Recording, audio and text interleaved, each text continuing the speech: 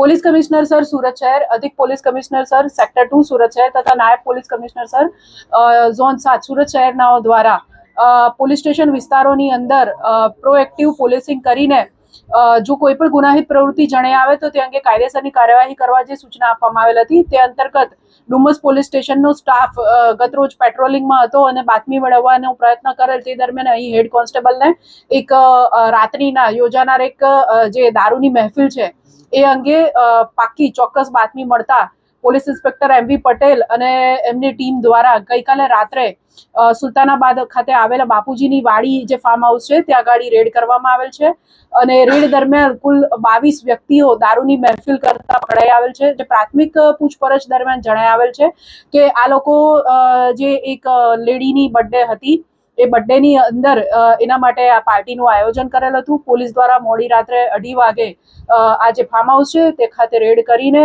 તમામ જે કાયદેસરની કાર્યવાહી કરવામાં આવેલ છે અને જે પ્રોહિબિશન એક્ટ છે એની સંબંધિત કલમો હેઠળ ગુનો દાખલ કરીને આગળની કાર્યવાહી કરેલ છે।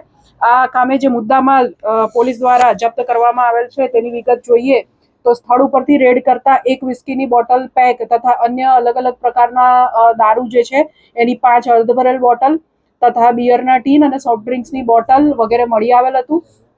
એ ઉપરાંત કુલ પોલીસ દ્વારા 9 જે 4 વ્હીલર ગાડી છે જેની કિંમત અંદાજે 98 લાખ હાલ આંકવામાં આવેલ છે।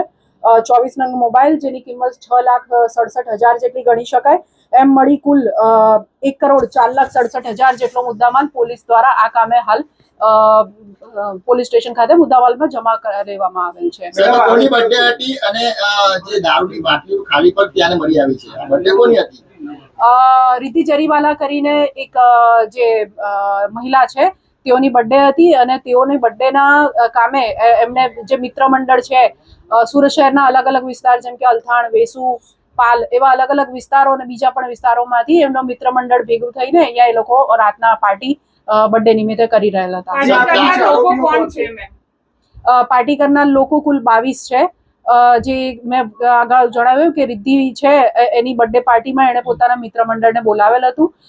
નામોની યાદી ને એવું તમને પ્રેસ નોટમાં મળી જશે। પ્રોફાઇલ શું છે, શું કરે છે આ લોકો બધા અલગ અલગ સેક્ટરમાં કામ કરે છે। કોઈ ભણે છે, મીન્સ કોઈ કોલેજ કરી રહ્યું છે, કોઈ પ્રાઇવેટ સેક્ટરમાં જોબ કરી રહ્યું છે, કોઈ નોકરી મેળવવાનો પ્રયત્ન કરી રહ્યું છે। એમ દરેક વ્યક્તિની પ્રોફાઇલ અલગ અલગ છે। મેડમ ભાડે રાખવામાં આવ્યું હતું કે